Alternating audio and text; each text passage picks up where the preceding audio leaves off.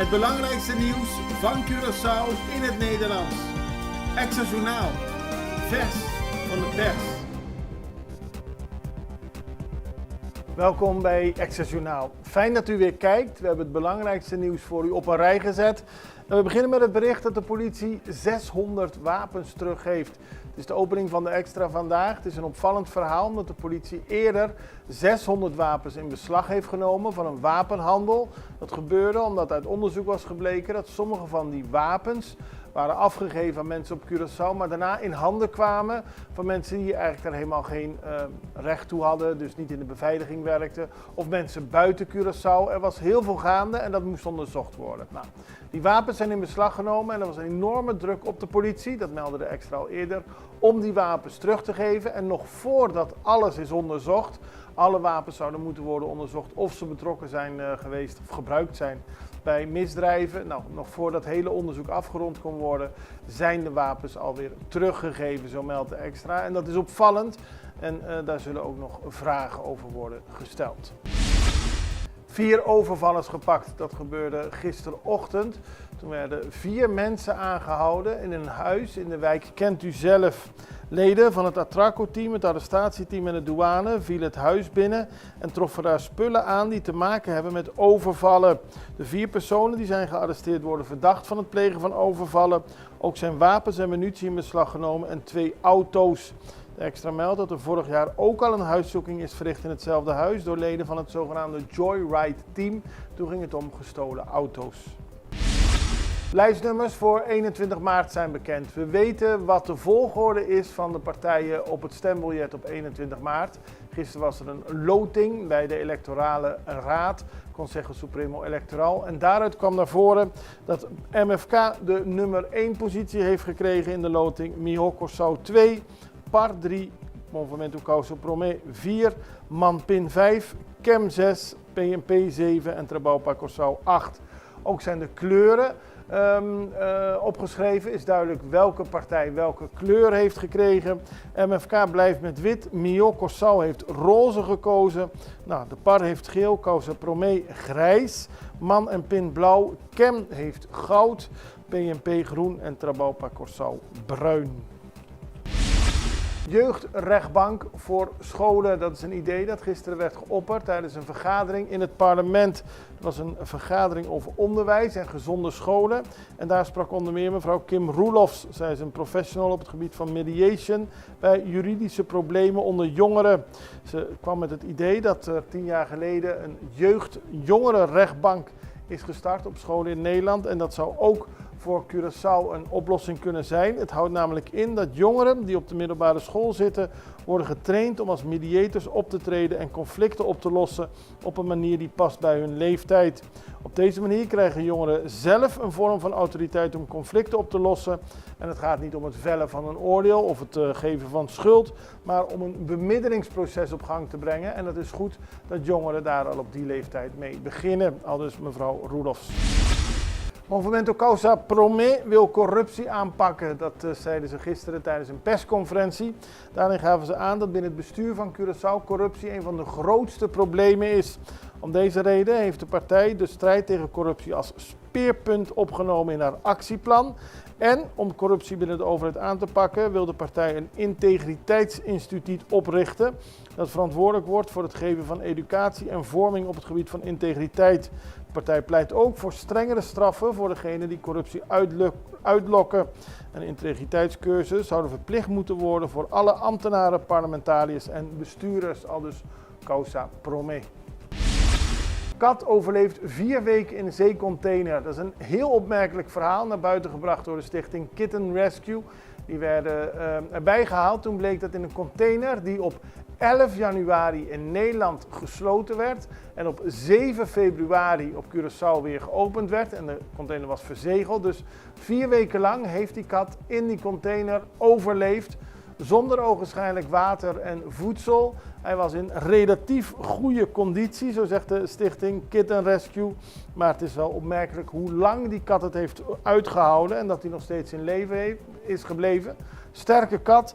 En nu wordt er gekeken of ze de of ze de bazen van de kat kunnen vinden. Als dat niet gebeurt, dan kan de kat beschikbaar worden gesteld voor adoptie. Boomwortels zorgen voor problemen bij een riool. Dat was in de John de Polstraat. We hebben natuurlijk de afgelopen tijd veel zaken gehad over verstopte containers. En bij de John de Polstraat overstroomde het riool. Bij medewerkers van openbare werken kwamen om het probleem op te lossen. En ze zagen dat tijdens de werkzaamheden een boomwortel in de rioolbuis was gegroeid en daardoor storingen in het systeem veroorzaakte. En zoals gezegd, maandenlang was er overstromingen van rioolwater in de straat. Na enkele uren werk is het uiteindelijk volledig gelukt om het probleem op te lossen. Nou, dat is mooi, zeker voor de bewoners van deze straat. Wij gaan even naar een break, we zijn zo bij u terug. Extra in Nederland. Van Amsterdam tot Arnhem, van Groningen tot Maastricht, Extra is erbij. Volg Extra Digitaal en blijf op de hoogte van de belangrijkste ontwikkelingen in Nederland. Extra Digitaal is te zien op verschillende platforms en kanalen zoals WhatsApp, YouTube, Facebook, Instagram en ook TikTok.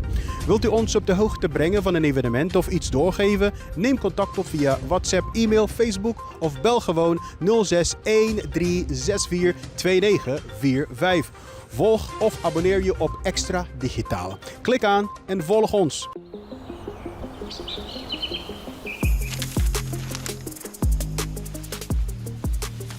Welkom op Curaçao, een van de mooiste eilanden in de Caribiën, een ware parel. En het is een eiland waar je van heel veel zaken kunt genieten. Van de natuur, van de zee, van het eten, van de mensen en zoveel meer. Curaçao is een eiland waar heel veel gebeurt op het gebied van politiek, cultuur, sport en zoveel meer. Een Extra Journaal brengt het belangrijkste nieuws van Curaçao. Maar we hebben ook aandacht voor al het nieuws op Bonaire en Aruba en op de bovenwinden, Saba, Sint Maarten en Sint Eustatius. En we belichten al het nieuws van alle kanten. Het nieuws is duidelijk, actueel en vers van de pers. Extra Journaal, elke werkdag op Salto. Op Curaçao zijn we de hele dag bezig met het maken van Extra Journaal. Volg ons op je favoriete Amsterdamse zender, Tauro.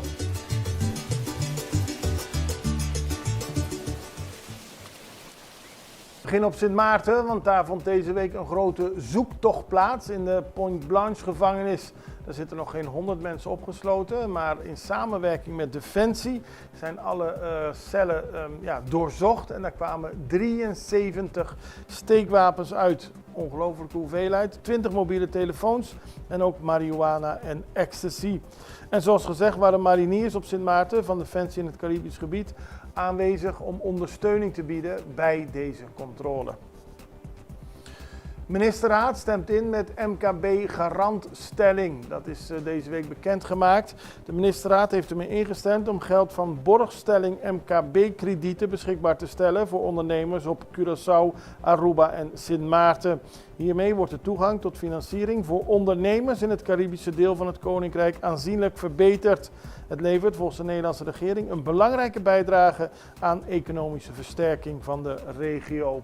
En dan gaan we naar Aruba, of eigenlijk naar Rotterdam, vanwege een zaak die in Aruba speelde. Afgelopen zondag werd daar een jongeman doodgeschoten door de politie. Hij negeerde een stopverbod en hij reed rond in een auto zonder verlichting. De politie zegt dat ze geen andere mogelijkheid zagen dan het vuur te openen op deze man. Dat onderzoek is nog bezig en er was gisteren een persconferentie waarin vooral veel vragen open bleven. Er is nog veel onduidelijk over wat er precies gebeurd heeft.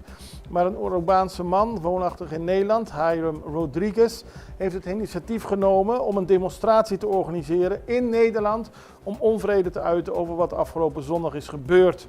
Daarbij kwam Aiden Lanoy om het leven en de boodschap tijdens de bijeenkomst zondag in Rotterdam is dat, hoewel Arubanen over de hele wereld verspreid zijn, ze verenigd blijven om op te komen voor het belang van elke Arubaanse burger, zelfs als ze ver van hun land zijn.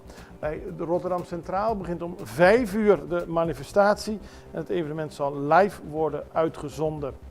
Dan nog tot slot internationaal nieuws en een beetje opmerkelijk internationaal nieuws. In de buurt van Chili is een kajakker kortstondig door een bultrugwalvis ingeslikt en weer uitgespuugd. U ziet het op de beelden, het gaat om Adrián Simancas. Hij was aan het peddelen nabij de stad Punta Arenas in Patagonië. Er dook een enorme walvis uit het water En die slokte hem en zijn gele boot op. En na een paar seconden spuugde hij het weer uit. De vader van de kajakker was het aan het filmen. En die hoor je ook op de video zeggen, blijf rustig, blijf rustig, blijf rustig. Maar ik denk dat hij wel heel erg geschrokken is. De walvis ging daarna er vandoor en de man is ogenschijnlijk ongedeerd gebleven. En heeft een verhaal te vertellen dat maar zeer weinigen kunnen navertellen. Daarmee zijn we aan het einde gekomen van deze aflevering van Extra Journaal. Ik wens u een hele fijne dag. Maandag zijn we er weer. Het allerbeste. Tot ziens.